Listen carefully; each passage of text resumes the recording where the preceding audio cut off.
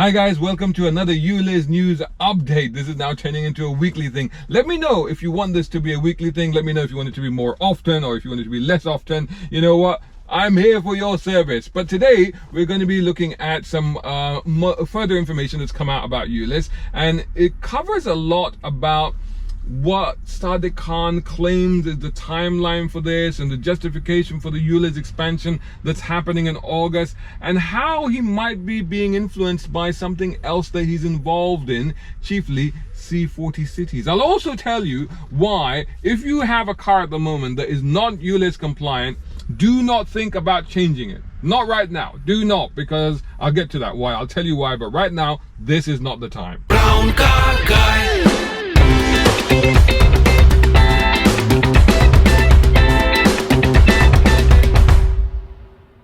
A brown car guy.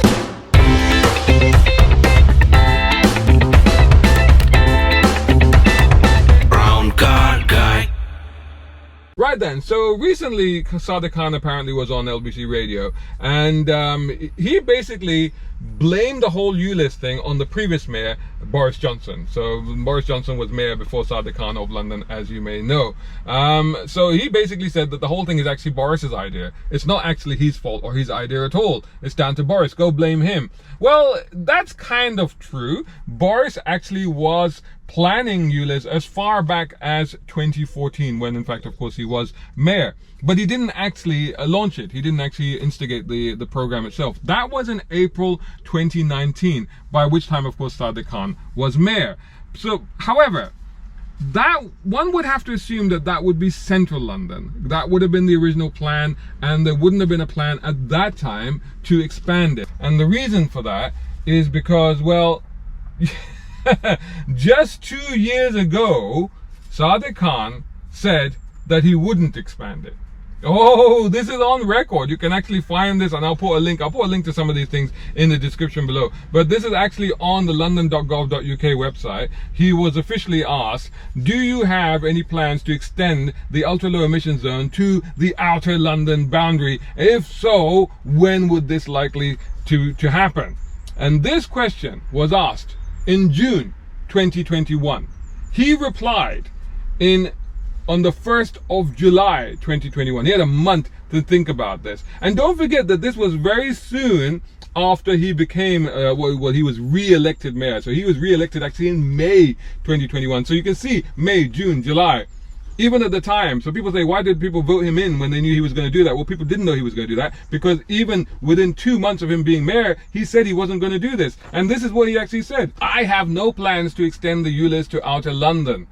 In March, I introduced tougher London-wide low emission zone standard for buses, coaches and lorries. Combined with the ulez expansion in October, so this is the one where it expanded to the North and South Circulars, up to but not including the North and South Circular, this will ensure that 92% of roads London-wide will comply with the legal limits for NOx, basically, by the end of 2021. Air quality on the remaining roads will be more effectively addressed through targeted local measures. I believe that this strikes the right balance to deliver the biggest air quality improvements as quickly as possible. There's a couple of things to consider here. First of all, the fact that he said he would not expand it. This is very clearly evidence on the website. It's there. I'll put the link, like I said, I'll put it in the description. It's there.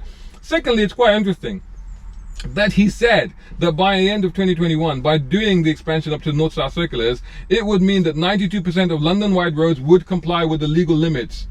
And yet, they keep telling us, oh, you know, we are way below the legal limits. There is a public health emergency. We need to do this because London has terrible air.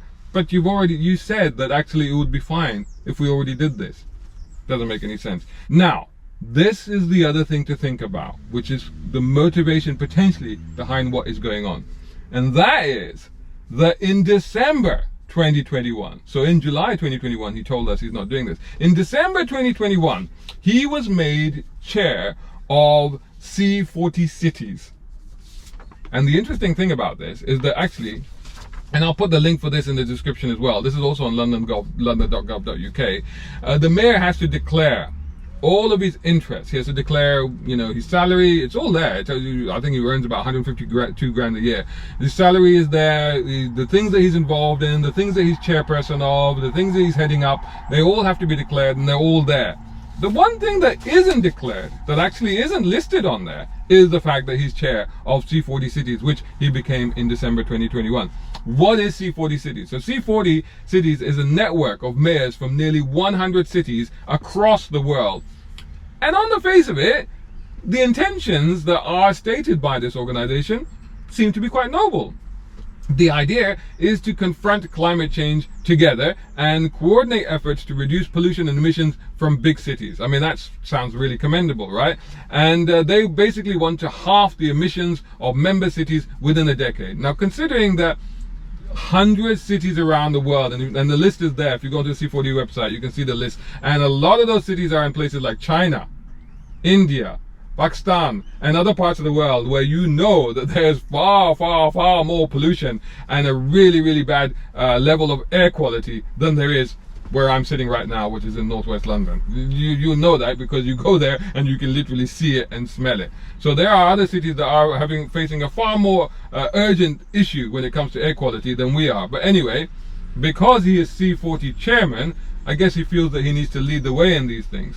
Some people have sent me screen captures of reports from C40 City that claim, or that they claim, means that C40's actual intention is to basically have zero car ownership, zero private car ownership in the city areas. Now, that's not entirely true. I was looking at where that is from, and it's from a report, and you know, again, I'll put the link below if you like. There's a PDF document. It's a 130-page report. It's called, it's a C40's headline report, and it's called The Future of Urban Consumption in a 1.5 degrees centigrade World. Now, if you look at that, if you go on to page 85, 86, I think it starts from 84 when they talk about personal transport, but if you go look at the table on page 85, 86, then you will see that there is a bit there that says zero for car ownership. However, next to it, it says that actually they want their target is 190 vehicles per 1,000 people. I'll come back to that in a minute. Now, if you look at the bit where it says zero, above that column, it says target ambition. So I was like, what does that mean? Target ambition. So what target ambition, I looked at, there's a definition actually on page 5 of the same report. Target level of ambition for consumption interventions that is more ambitious, based on a future vision of resource efficient production and extensive changes in consumer choices. This level was typically informed by expert judgment rather than existing research. So basically what they're saying is that that's pie in the sky, that's fanciful fairy, that's what they would like, but they know that that would never happen. So yeah, I guess you could say that they would like to see zero private ownership of vehicles, but that isn't actually the target. So what is the target? The target, like I said, is that they would like to, and this is by 2030. So the target is, the aim is by 2030. The target is to reduce car ownership to 190 vehicles per 1,000 people. So what does that mean? Well, in the UK, in general, throughout the UK, we have a ratio of 491 cars per 1,000 people. So basically nearly, 1 in 2 people, nearly half the population own cars or have cars, if you like. That's what that works out to. What about the London area? Now, I couldn't find per 1,000 figures for London. I couldn't find them. However, we can work it out.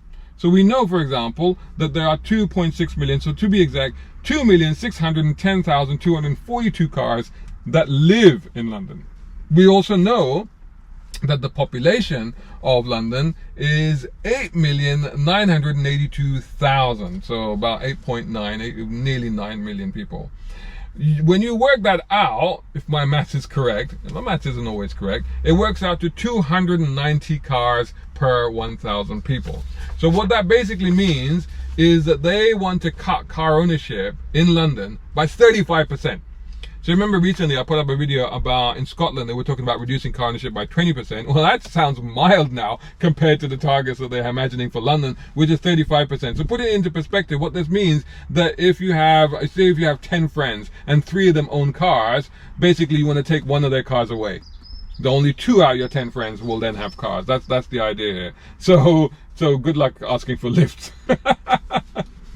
Now, something else that I noticed on this same table, if you look next to it, if you look at the other column that's next to it, actually the other row, the next row below it, I think it is, and it says that what they want to see as the optimum lifetime of a vehicle. I found this quite fascinating because they talked about the optimum lifetime vehicle. They described as that as the body of the vehicle, so the shell and the interior, and their ambitious target for that was 50 years. And their realistic target, if you like, or the aim by 2030 is 20 years. So what they mean by that is they want a car's life cycle to be 20 years.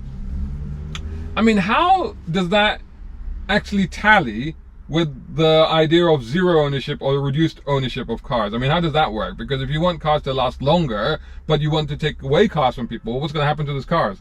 You know, I mean, you're going to scrap those cars, right? There's a finite market for cars, right?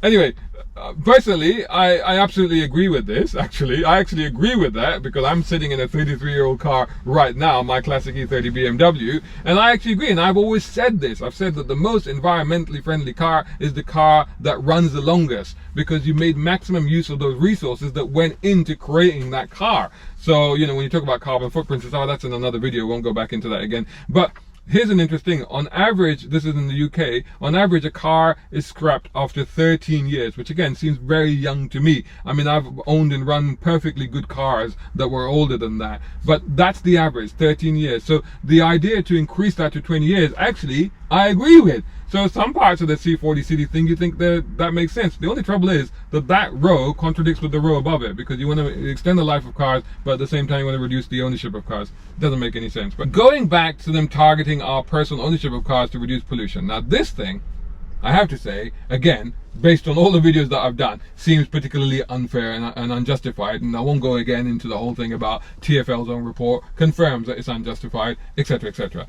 But there is another resource that was sent to me, another information or report on pollution. And what they said, this is what they said: the sources of air pollution are intrinsically linked to how we live in cities. I've said this before, you know, at the end of the day, we live in cities. There's never going to be zero levels of emissions. We live in a city, you know, it's inevitable. Anyway, the sources of air pollution are intrinsically linked to how we live in cities. While many people see cars and transport as the most obvious causes of air pollution, nearly 70% of particulate matter is related to the built environment, such as heating of buildings, construction, and the traffic related to it. Only 16% is related to how residents actually get around the city. That just blows the whole thing out of water. And particulate emissions is the one that particularly, you know, the mayor is concerned about. The PM 2.5, PM10, along with the NOx is what he's really concerned about in terms of public health. 70% related to the built environment. Now look at the mapping. They've also issued a map, and you can see the map, and when you zoom into the map it gives you a little bit more detail. And as you can see, that 16% that they're talking about of how people move around city, that only contributes 16%. That actually includes public transport. So it actually includes public transport. So we talked about the particulate matter in the underground. It's 15 times higher than it is on London's busiest road. That, the buses and everything, that all of that is included. So when you break, if you were to break, they haven't broken it down, but if you were to break that down even further and to look at how much the personal car, the private car contributes to that, I reckon it'd be a fraction of it. And yet the mayor seems hell-bent on proceeding with targeting cars and car owners. And as you can see from the fact that he is the chair of C40, and then it becomes kind of obvious that you're in that position where you're trying to, because you're the chair, you're trying to make an example of your own city. But it does feel a little bit like our great city's mayor is not actually pursuing our best interests, but pursuing somebody else's agenda. You know, he's trying to meet the needs and requirements of this C40 cabal rather than the desires, needs, and wants of the people like us that actually live in this city. Brown car guy. And of course, this was proven by the recent revelation that he actually ordered the cameras, and he's actually admitted this. He ordered the cameras before the consultation results of the latest ulez expansion had even been completed, and he's even said by his own admission that because they can be used for pay per mile, which is of course I covered in another video, which is what ultimately is the aim beyond ulez. That will come within a few years after that, mark my words, if ulez is allowed to go ahead.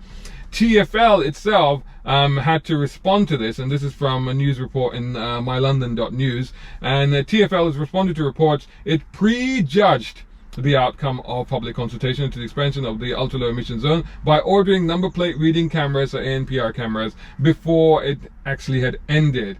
They said that the equipment was bought as a contingency and could be cancelled if the Mayor of London, Sadiq Khan, decided not to go ahead with extending the charge zone.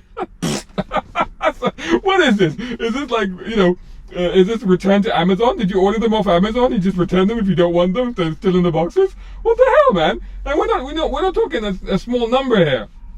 Just look at what further on what it says in that news item. Mr. Khan announced that there would be a consultation with the public and stakeholders on expanding ulez in March 2022, which was then actually launched. So the consultation was then actually launched in May. He then confirmed that the London-wide ulez expansion scheme in November the 24th, despite the fact that 59% of respondents were opposed to it. Actually, it's higher than that. It was up to 80% for outer Londoners. And actually, since then, of course, it's emerged, and I've covered this again in another video. Do go check out everything you need to know about ulez on browncarguy.com, where you'll find pretty much all of the content that I've done on ulez. But as we've discovered through Lib Dems researching the actual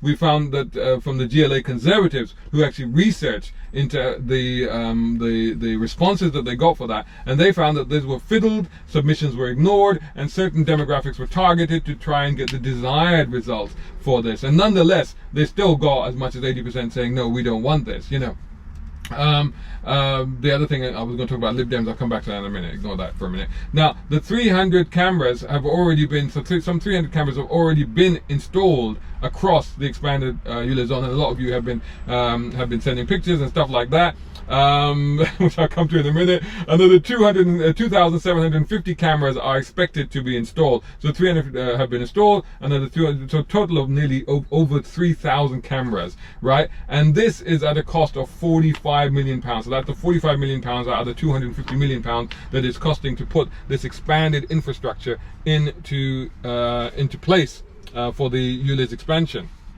Now, these cameras, of course, have already been vandalized, and wires have been cut, lenses have been painted black, and some people covered them up with bags, and in some more extreme cases, they simply ripped them off the mountings altogether. Let me just say, I've got to say this, I cannot and do not condone or encourage any such action against these cameras. That is vandalism, tantamount to a criminal act. I cannot encourage or condone that. I would say to you, do not do that. However, the sight of a ulez camera lying broken on the floor did make me laugh. So what's most cheeky of all, I've got to be honest about this, look at other things. We have councils, good councils, let's call them, like Bexley, Bromley, Harrow, Hillingdon, and amongst some others as well, that are actually fighting the ulez expansion into their areas, including, starting a judicial review and stuff like that.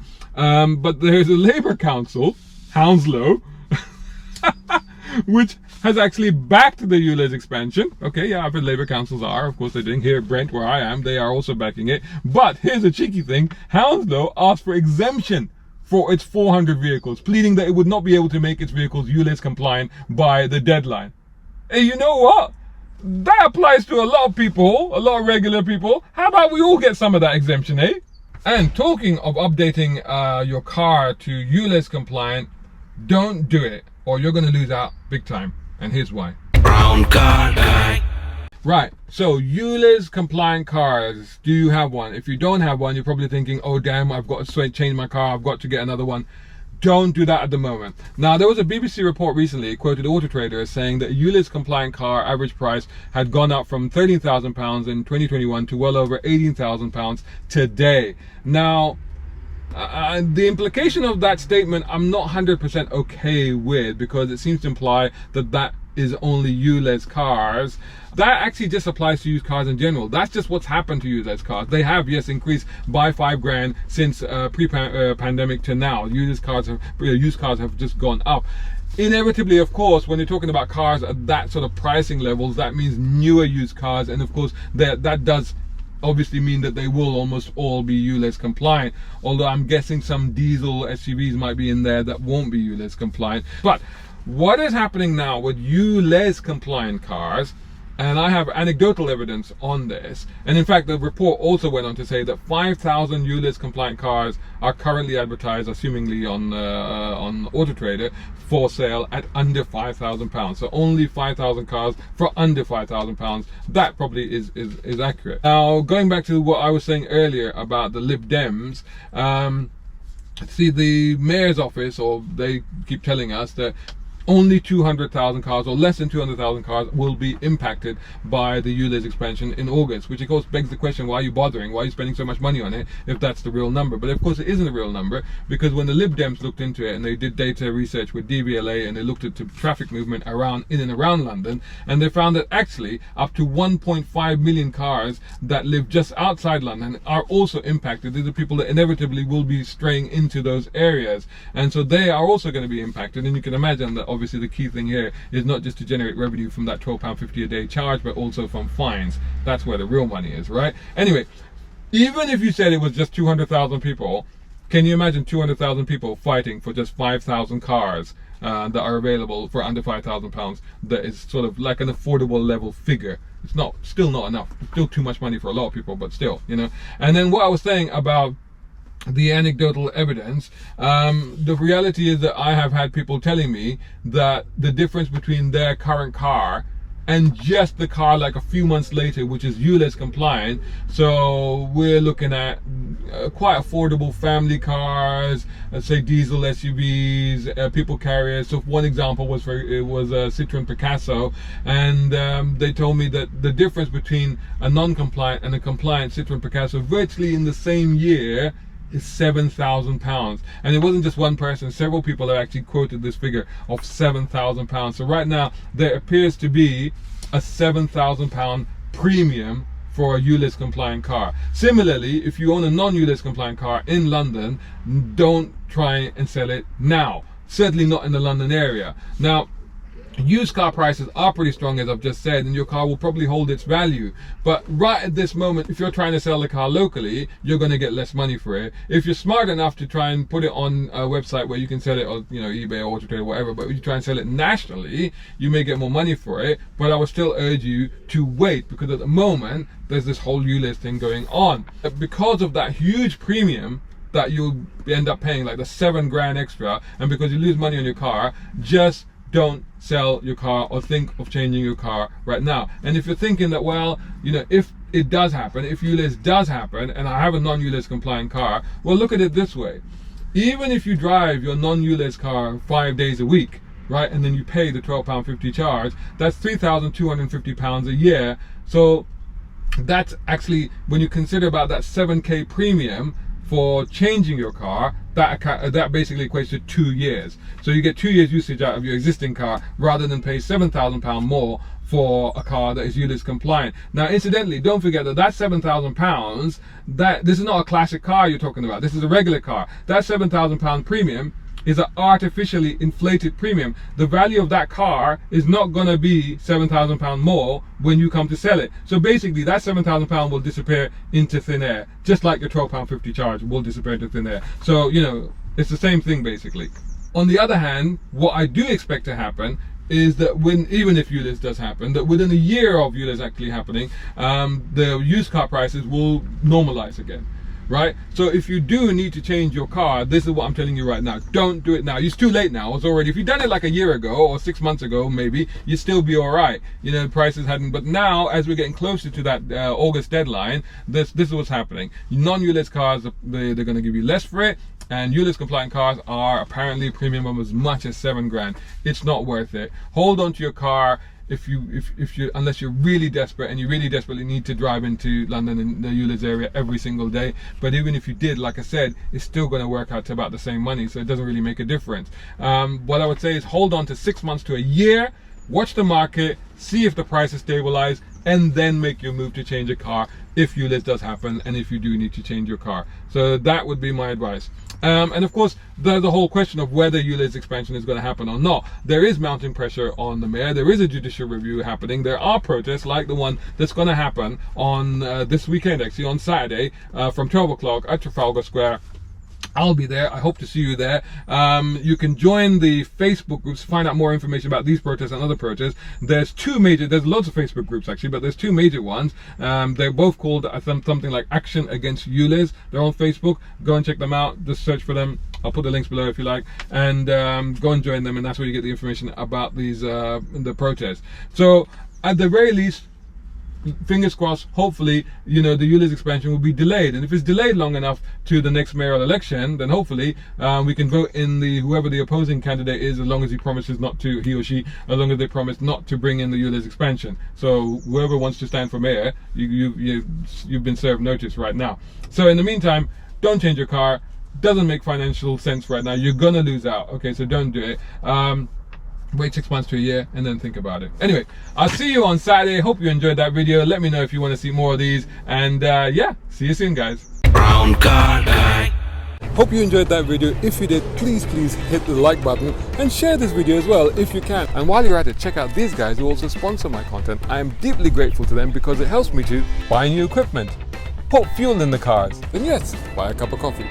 You can do the same. Just go here or right here on YouTube. Just hit these three little dots down here and click on thanks. Make sure you're signed in first. My content is free, but this is how you can help me keep it that way. I may even send you a gift. Oh, by the way, watch this next.